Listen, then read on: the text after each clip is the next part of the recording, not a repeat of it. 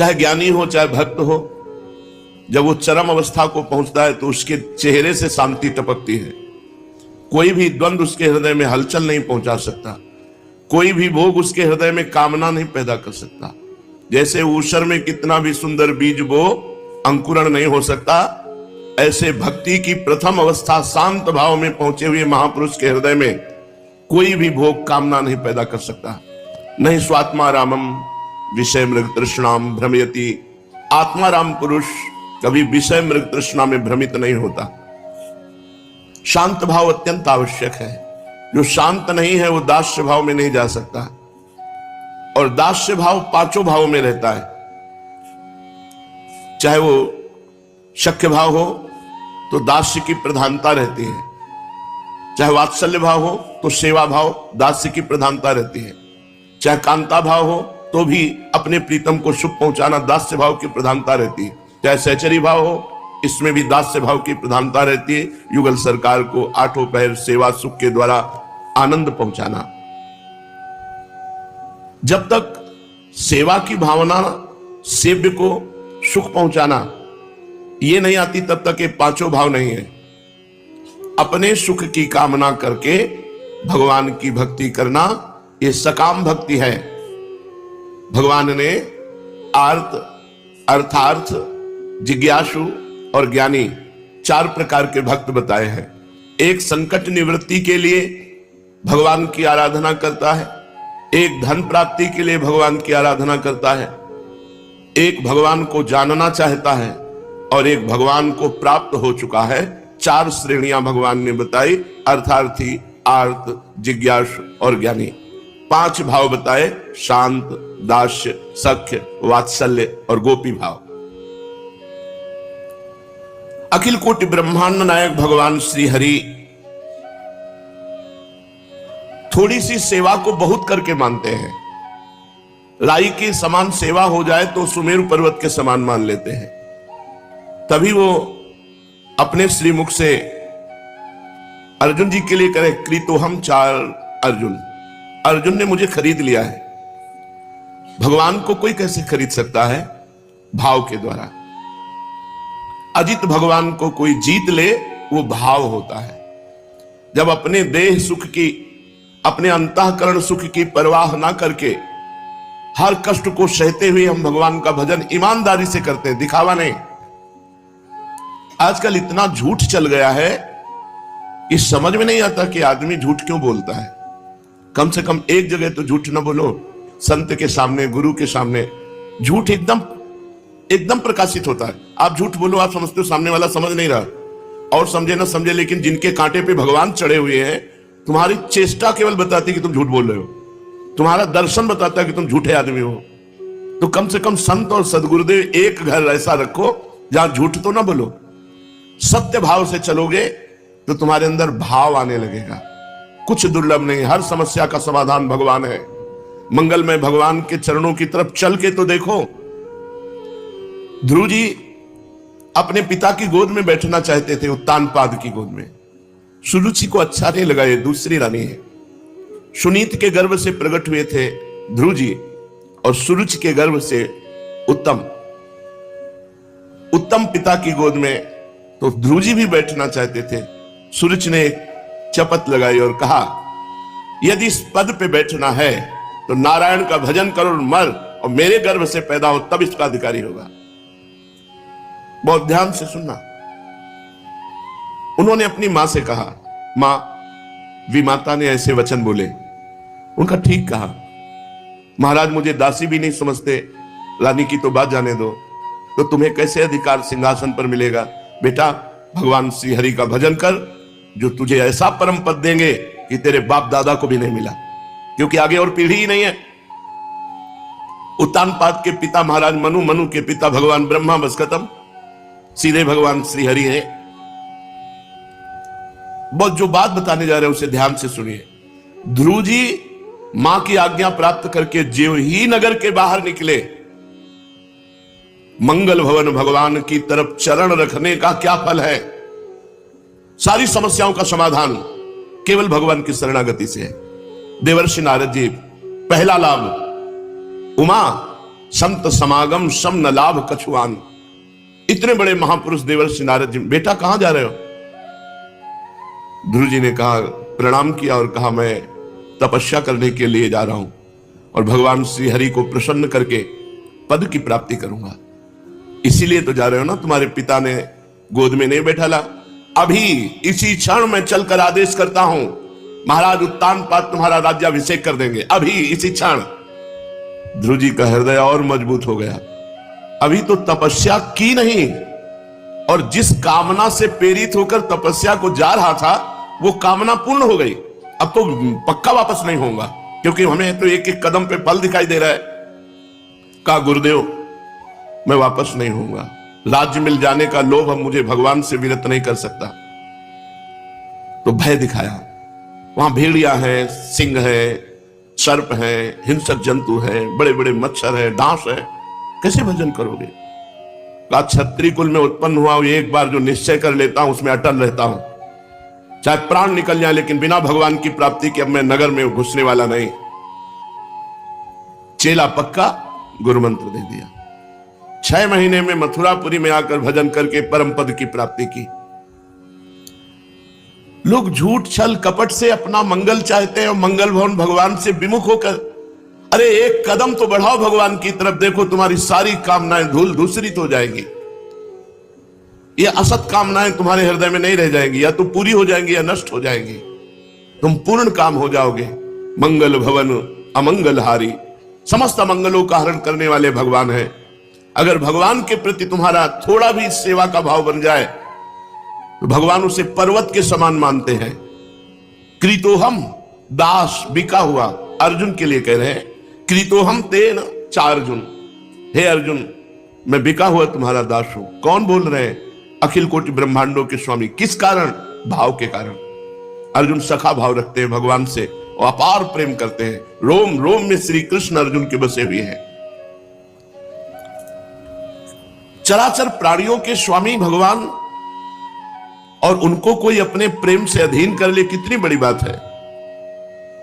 इसलिए जो भगवान के चरणारविंद का आश्रय लेकर भगवान को सुख पहुंचाने के लिए, अब कोई सोचे कि भगवान तो सुख समुद्र है, उनको सुख कैसे पहुंचाया जा सकता है। जैसे छोटा सा बालक अपने पिता के प्रति प्रेम प्रदर्शित करता है तो पिता आह्लादित होकर उसे गोद में बैठा लेता है। जैसे बाजार से पिता कोई वस्तु लाया, मीठा फल कुछ भी लाया, 4 लड़के हैं, चारों को बांट दिया, 3 तो खाने लगे, लेकिन एक बालक हाथ में वही मीठा या फल लेकर अपने पिता के पास आकर उसके मुख में लगाता है, पाओ। पिता का हृदय भर आता है और उस बालक को गोद में लेकर उसके हाथ से लेकर वस्तु अपने हाथ से उसे पवाता है। 3 तो पा गए, लेकिन चौथे ने पिता का प्यार पाया, पिता का दुलार पाया और वस्तु भी पाई। ऐसे ही भगवान ने हमें घर गृहस्थी परिवार रुपया पैसा जो कुछ दिया है, यदि हम नाथ सकल संपदा तुम्हारी मैं सेवक समेत सुत नारी, हे प्रभु ये सब कुछ आपकी वस्तु, तुदीयम वस्तु गोविंदम तुभ्यमेव समर्पये, और भगवान को भोग लगाता है, भगवान की आरती उतारता है, भगवान की दंडवत करता है, उनकी परिक्रमा करता है, उनको पद सुनाता है, खरीद लेता है भगवान को। भगवान की सेवा भावना से भगवान को खरीद लेता है भक्त। हनुमान जी महाराज सेवा का साक्षात स्वरूप है। भगवान श्री राम कह रहे हैं, प्रति उपकार करो का तोरा, सन्मुख होई न सकत मन मोरा। सुन सुत तो ही उरिन मैं नाही, कर विचार देखा मन माही। हे तात, मैं तुमसे कभी उरिन नहीं हो सकता। भगवान बोल रहे हैं। गोपीजनों से भगवान कहते हैं, मैं बहुत जन्म लेकर बहुत काल तक तुम्हारी सेवा करूं तो भी हे गोपियों, मैं तुम्हारे ऋण से उऋण नहीं हो सकता। तुम उदारता पूर्वक मुझे उऋण कर दो, तुम्हारी बात है। ऐसे तो हमारे भगवान है। अगर ऐसे भगवान को चाहे दास्य भाव से, चाहे सख्य भाव से, वात्सल्य भाव से, कांता भाव से, सहचरी भाव से, किसी भी भाव से भजा जाए, परमानंद ही परमानंद। जीव दुख में स्वयं फंसा हुआ है, अगर वो भगवान की शरण ले ले तो समस्त सुखों का खजाना भगवान है। कुबेर जैसे जिनके सेवक हैं, लक्ष्मी जैसी जिनकी दासी हैं, अनंत ब्रह्मांड के बड़े बड़े लोक लोकेश्वर जिनके अधीन हैं, उन भगवान की शरण में जीव का कौन सा काम नहीं बन सकता। लेकिन झूठ, कपट, छल, हिंसा, व्यभिचार, पापाचरण, इसके द्वारा अपना काम बनाना चाहता है जीव।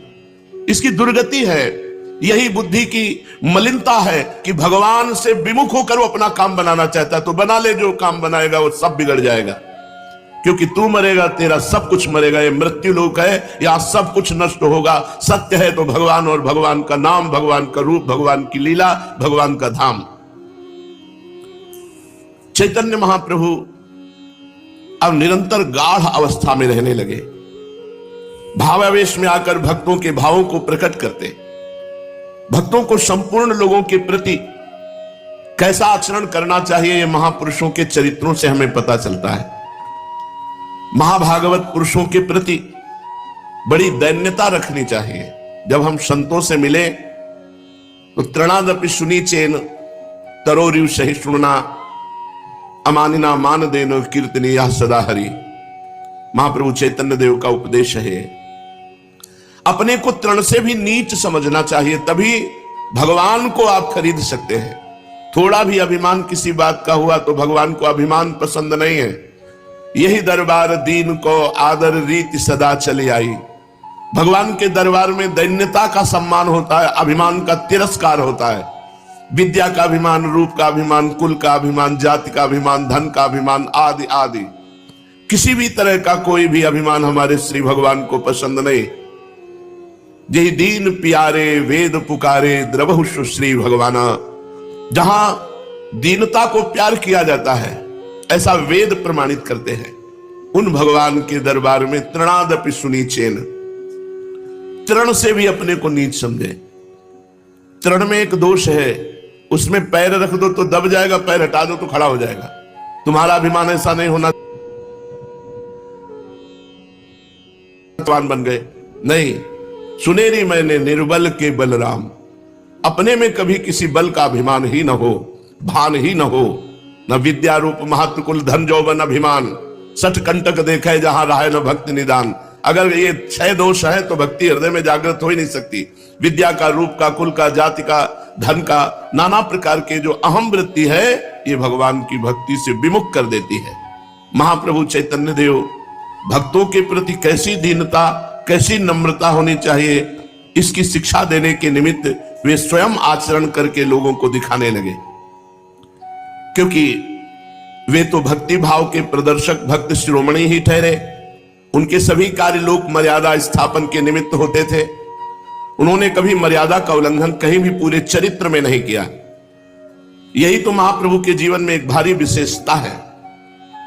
अब तो अध्यापकी का अंत हो गया, विद्यार्थियों से कह दिया कि मेरी प्रकृति अब पढ़ाने लायक नहीं रही। अब बाह्य शास्त्र पढ़ना तथा पढ़ाना दोनों ही छूट गए।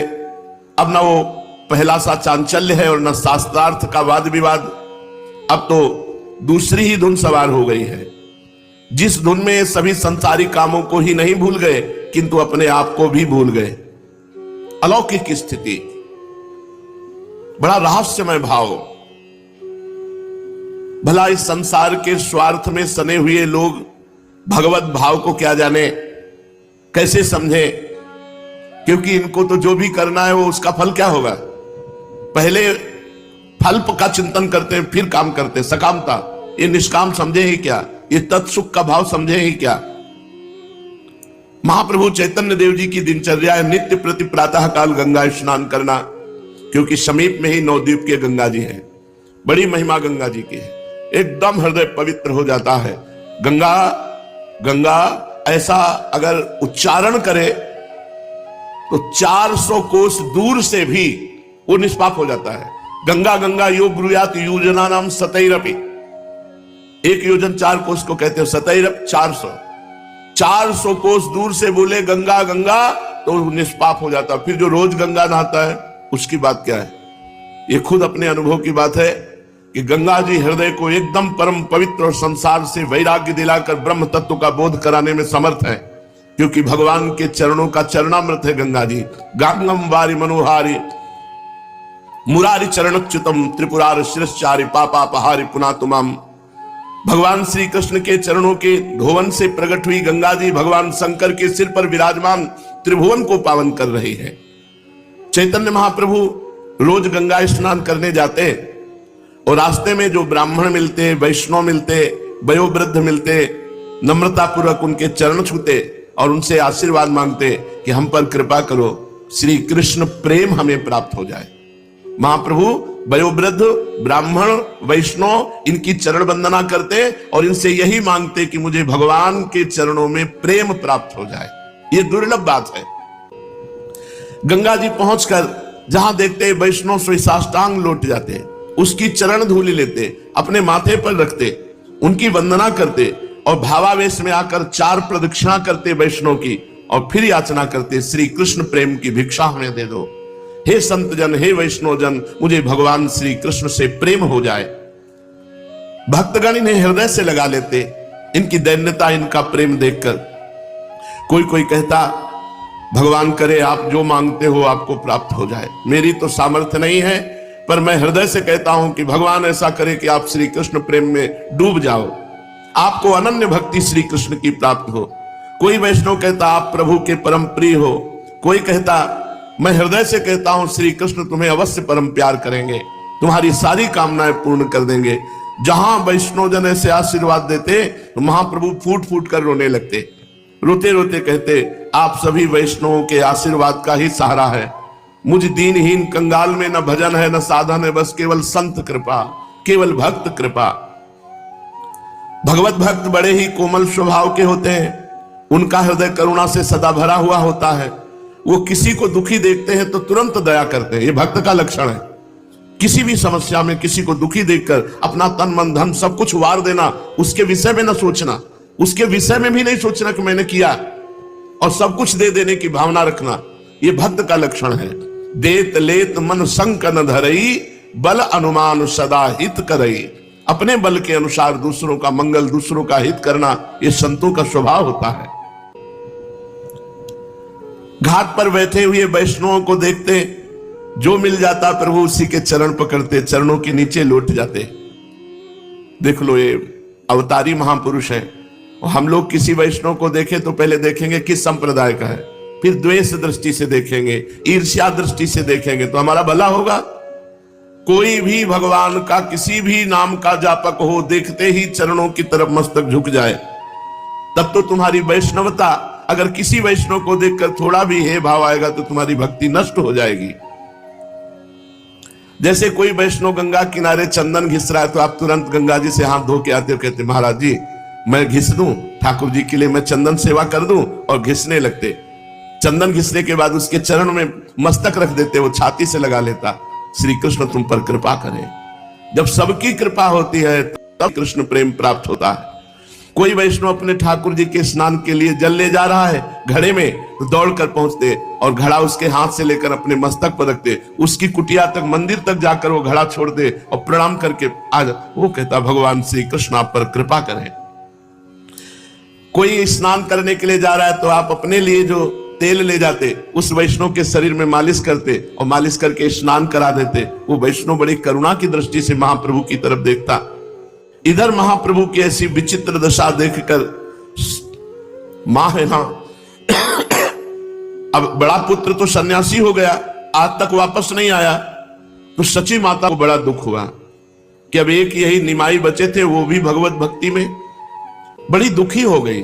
ममता का स्वरूप ही अलग होता है।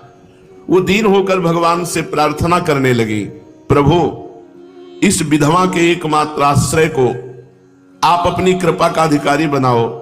नाथ 67 वर्ष की अवस्था है हमारे शरीर की, सच्ची माता की अवस्था 67 वर्ष की है।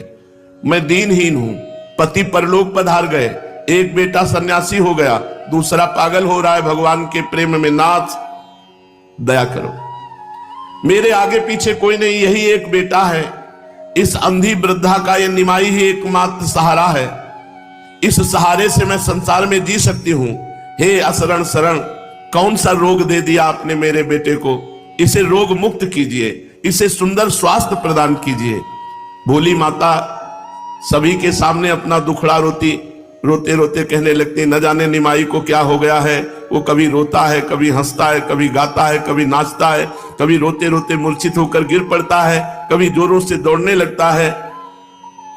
स्त्रियां एकत्रित हो जाती और सची माता से कहती, अम्मा तुम बड़ी भोली हो, इसमें पूछना क्या है, कोई चक्कर है? गांव की तो माताएं बहनें ऐसी, कोई चक्कर है?